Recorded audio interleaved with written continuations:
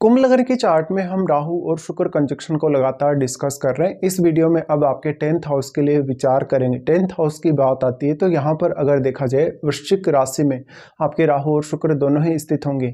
जब जब भी आपको शुक्र मंगल के घरों में देखने को मिले, स्पेशली जब मेष राशि में या वृश्चिक राशि में या इवन लियो साइन में भी कभी कभी देखने को मिले, तो शुक्र वहाँ उतना अच्छे से परफॉर्म नहीं कर पाते हैं। बट इस केस में भी ये बात लागू होगी, पर यहाँ क्योंकि शुक्र की क्वालिटीज़ काफ़ी मल्टीप्लाई होंगी राहु के साथ होने से। अगर शुक्र यहाँ पे मान लो वक्री होकर राहु के साथ बैठे, उस केस में आपके लिए काफ़ी ज़्यादा प्रॉब्लम्स शुक्र लाएगा। तो अब कैरियर को लेके बहुत हाई एक्सपेक्टेशन है आपकी राहु शुक्र के यहाँ होने से, और कैरियर में वो सब आप पाएंगे भी जरूर, लेकिन आपको यहाँ मंगल को भी देखना होगा, साथ में यहाँ शनि को भी देखना होगा। शनि आपके चार्ट में क्योंकि राहु शनिवत ही चलते हैं और वो लग्नेश भी हैं, आपके 12th लॉर्ड भी हैं, तो अपना जो प्रोफेशन है उसको लेकर आपका कुछ फॉरेन कनेक्शन, कुछ डायरेक्टली इनडायरेक्टली किसी अदर स्टेट से कनेक्शन, या तो फिर फॉरेन सेटलमेंट होने की संभावना काफ़ी प्रबल होगी। अब आप अपने प्रोफेशन वाइज कितनी ज़्यादा अच्छी अपनी क्रिएटिविटी का इस्तेमाल कर सकते हैं, कितनी ज़्यादा अपनी जो नेचुरल क्वालिटीज़ हैं उनका यहाँ यूज कर सकते हैं। शुक्र से रिलेटेड किसी भी प्रकार का डायरेक्टली इनडायरेक्टली प्रोफेशन चुनना आपके लिए काफ़ी बेटर होगा। बट यहाँ मैरिज को लेके काफ़ी ज़्यादा रिस्क इस केस में बढ़ जाता है। अगर स्त्री का चार्ट हो तो स्त्रियों को यहाँ काफ़ी ज़्यादा नेम फेम मिलने की संभावना होगी शुक्र के यहाँ आने की वजह से। साथ साथ में आपके प्रोफेशन वाइज आपके लिए ज़्यादा बेटर संभावनाएं होंगी पुरुषों की तुलना में। बट पुरुषों के केस में देखा जाए तो उनकी जो मैरिज होगी, उनका जो पार्टनर होगा और उनका जो प्रोफेशनल लाइफ, यहाँ एक दूसरे का जो इम्पैक्ट है, जैसे आपका जो जीवन साथी है या आपका जो मैरिड लाइफ है और आपका जो प्रोफेशनल लाइफ है, उनका आपस में एक दूसरे पर प्रभाव काफ़ी स्ट्रांगली पड़ेगा। ऐसे केस में पुरुषों को यहाँ थोड़ा बेहतर तरीके से प्लान करना चाहिए जब भी वो अपना प्रोफेशनल लाइफ को और अपनी मैरिड लाइफ के बारे में जब वो सोचते हैं। तो आपका अब क्योंकि जो प्रोफेशन है डायरेक्टली इनडायरेक्टली शुक्र से रिलेटेड हो सकता है, और ऐसे केस में आप जब किसी से मैरिज करेंगे तो आप जिस प्रोफेशन में हैं उस सिमिलर प्रोफेशन के पार्टनर को आप पसंद करेंगे। तो ऐसे केस में आपकी मैरिज को लेके भी कहीं ना कहीं बहुत हाई एक्सपेक्टेशंस आपकी होंगी, या फिर पार्टनर से भी काफ़ी हाई एक्सपेक्टेशंस होंगी। हालांकि इसमें सप्तम भाव के स्वामी आपके सूर्य और यहाँ सप्तम भाव में बैठे हुए प्लैनेट पर जरूर ही विचार कर लें।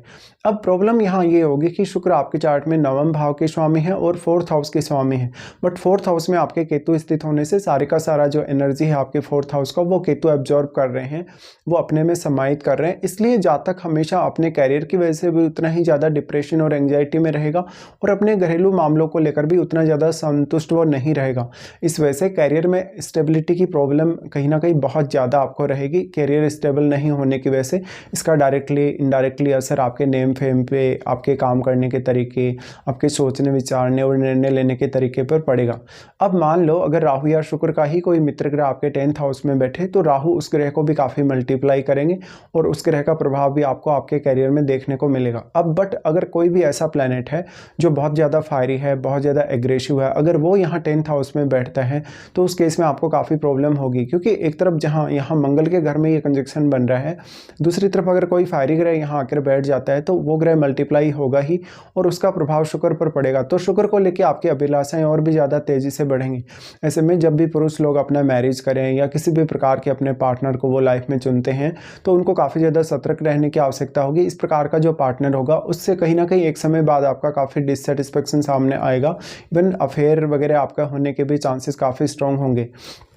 तो जो आपका सेम प्रोफेशन है, जिस प्रोफेशन को लेके आप चल रहे हैं अपनी लाइफ में, उसी सेम प्रोफेशन के लोगों से आपके निकटतम संबंध होने की संभावना होगी, और ऐसे में बहुत ज़्यादा आपकी पॉपुलैरिटी की भी संभावना होगी कभी कभी। अब यहाँ पर आपको देखना होगा अन्य ग्रहों का रोल। जो जो भी ग्रह आपके 10th हाउस को प्रभावित कर रहे हैं वो किस तरीके का प्रभाव यहाँ डाल रहे हैं, वो कौन कौन से ग्रह हैं, उनका कारकत्व क्या है, वास्तव में वो जिन जिन भावों को रिप्रेजेंट कर रहे हैं उन भावों से आप कैसे अब कैरियर में सहायता ले सकते हैं या किसी भी प्रकार का आप लाभ प्राप्त कर सकते हैं। अब देखिए यहाँ आपका जो प्रोफेशन वाइज जो आपका कहीं ना कहीं एक पैटर्न रहता है लाइफ का, और जो एक मैरिज वाइज जो आपकी थिंकिंग रहती है, दोनों को अगर आप मिक्स करके चलेंगे, दोनों को एक साथ लेके चलेंगे, तो फिर आपके लिए मैरिज में रिस्क बहुत ज़्यादा होगा। ये स्त्रियों के केस में उतना देखने को नहीं मिलता, लेकिन पुरुषों के केस में ये सबसे ज़्यादा देखने को मिलता है। अब यहाँ पे अगर हम एस्पेक्ट्स के हिसाब से विचार करें तो राहु आपके यहाँ सेकंड हाउस पर अपना प्रभाव डाल रहे हैं। तो ऐसा राहु कभी ना कभी आपको काफ़ी वेल्दी बनाता है लाइफ में। एक बार ऐसा मौका आपको अवश्य राहु दे देगा, चाहे तो लॉटरी सट्टा के थ्रू, चाहे तो इवन शेयर मार्केट के थ्रू, कि वो आपको एक बार काफ़ी ज़्यादा धनवान बनाएगा। राहु का प्रभाव वाणी स्थान पर होने से वाणी बहुत प्रभावशाली हो सकती है, काफ़ी क्रिएटिव हो सकती है। और क्योंकि यहाँ गुरु का घर है आपका सेकंड हाउस, तो गुरु की प्लेसमेंट को जरूर देखिएगा। साथ में अगर आपके सेकंड हाउस में कोई ऐसा प्लैनेट बैठा है जो राहु के साथ मित्रवत हो, तब राहु यहाँ थोड़ा बेटर रिजल्ट आपके लिए ला सकते हैं। इसके साथ ही जो सेकंड हाउस में प्लैनेट बैठा है उसको यहाँ राहु काफ़ी मल्टीप्लाई करने की कोशिश करेंगे, लेकिन वैसे तो राहु अपने साथ बैठे हुए प्लैनेट को ही सबसे ज़्यादा मल्टीप्लाई करते हैं। लेकिन फिर भी राहु का जो रूल है कहीं ना कहीं, या राहु का जो एक प्रभाव है मल्टीप्लायर का, वो आपको सेकंड हाउस में बैठे प्लैनेट पे भी देखने को मिलेगा। तो अब सेकंड हाउस में बैठा हुआ जो प्लैनेट होगा उसको लेके भी आपकी अपेक्षाएं कहीं ना कहीं तीव्र होंगी। इसके साथ साथ आपकी अर्निंग्स में, आपके कामकाज में या आपके प्रोफेशन में लगातार उतार चढ़ाव जो आते रहेंगे उनको आपको बहुत अच्छे से हैंडल करना होगा। बट अगर मान लो कोई फायरी ग्रह का प्रभाव राहु या शुक्र पर है, उस केस में आपका कैरियर को लेकर एक्सपेक्टेशन बहुत हाई होगा। उसके बाद राहु शुक्र दोनों का ही प्रभाव आपके फोर्थ हाउस पे है, जहां आपके अब केतु बैठे हैं।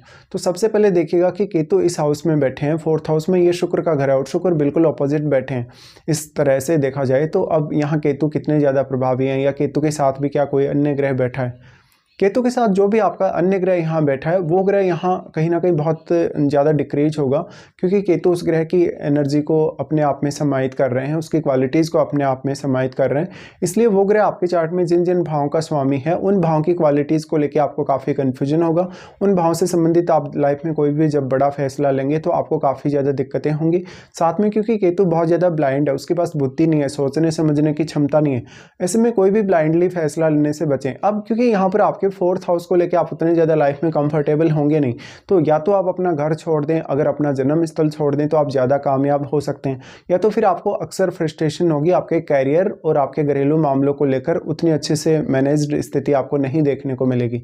इसके साथ ही वैसे देखा जाए तो राहु और शुक्र दोनों को ही अगर आप देखें तो दोनों ही आपके फोर्थ हाउस को प्रभावित कर रहे हैं। बट यहाँ पे शुक्र का प्रभाव कुछ हद तक ज़्यादा पड़ेगा केतु पर, बट जितना भी एनर्जी फोर्थ हाउस में आ रहा है उसका कोई आपके लिए उपयोग नहीं होने वाला, क्योंकि सारा का सारा एनर्जी यहाँ केतु अपने आप में समाहित कर रहे हैं। अब शुक्र क्योंकि राहु के साथ बैठने से राहु से काफ़ी मल्टीप्लाई हुए हैं, तो शुक्र का प्रभाव यहाँ ज़्यादा रहेगा। राहु और केतु के बीच में 180 डिग्री का एंगल है, तो जितना एंगल है उतना ही प्रभाव यहाँ राहु का पड़ सकता है आपके फोर्थ पे। इसके साथ साथ अगर फिर देखा जाएगा राहु आपके यहाँ सिक्स्थ हाउस को एस्पेक्ट कर रहे हैं। देखिए चंद्रमा के घर को जब राहु एस्पेक्ट करेंगे तो ये बहुत ज़्यादा चैलेंजिंग होगा आपके करियर के लिए। आप अपने वर्क प्लेस पे कितने ज़्यादा कंफर्टेबल हैं, आपका स्वास्थ्य कैसा है, किस तरीके से आपके काम करने का जो प्रोसेस है वो है, या काम करने का पैटर्न आपका किस प्रकार का है, इनको लेके आपको जीवन में बहुत ज़्यादा ऑब्सेशन रहेगा। राहु यहाँ आपको किसी भी प्रकार के शत्रुओं से बहुत ज़्यादा प्रोटेक्शन देने का काम कर रहे हैं, बट आपको हार्डवर्किंग बहुत ज़्यादा बनाने वाले हैं, काम आपको बहुत ज़्यादा ही करना पड़ेगा।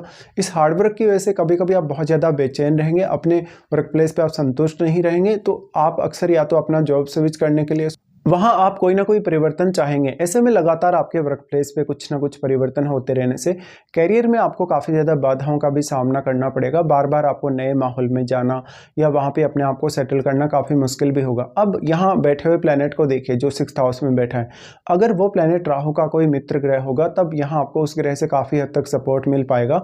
साथ में लेकिन यहाँ पर आपके जो लॉर्ड हैं सिक्स्थ हाउस के वो चंद्रमा हैं, तो चंद्रमा को भी देखना आपके लिए उतना ही ज़्यादा इंपॉर्टेंट होगा। इसके साथ साथ फिर राहु का प्रभाव जो यहाँ पड़ रहा है सिक्स्थ हाउस पे, हालांकि राहु आपको किसी भी प्रकार की विपरीत कंडीशन को फाइट करने, कोई भी प्रकार के कंपटीशन वगैरह को फाइट करने में काफ़ी हेल्प करेंगे, लेकिन वो कैरियर में कुछ बहुत स्पेसिफिक पाने के लिए आपको आगे लेकर जाने वाले हैं। ऐसे में अगर आपको राहु की या शुक्र की महादशा हुई तो ये रिजल्ट्स आपको काफ़ी मेजरली देखने को मिलेंगे। अदरवाइज हो सकता है इन रिजल्ट्स में कुछ कमी या कुछ अधिकता रहे आपके लिए।